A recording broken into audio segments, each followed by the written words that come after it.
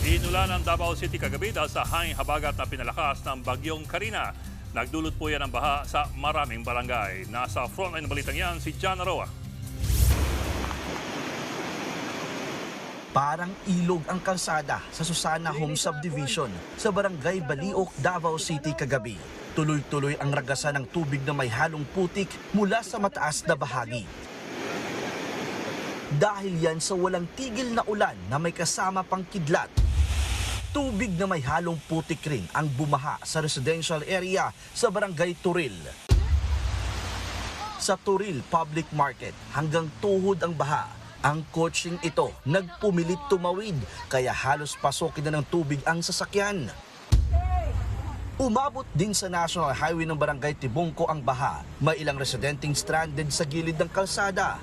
Habang sa ilang barangay naman nagpatupad na ng preemptive evacuation. Halos 3 oras ang walang patid na ulan sa lungsod kagabi. Ayon sa Office of Civil Defense sa Davao Region, dulot ito ng southwest monsoon o hanging habagat na pinalakas ng bagyong Karina. Nagpapatuloy ang assessment sa pinsala ng ulan at baha. Sa forecast ng Pag-asa ngayong araw, nakikita ang maulap na kalangitan at posible rin ang thunderstorms sa Davao City.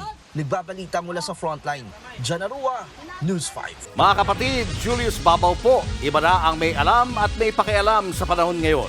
Para sa frontline ng mga balita, mag-follow at mag-subscribe sa social media pages ng News 5.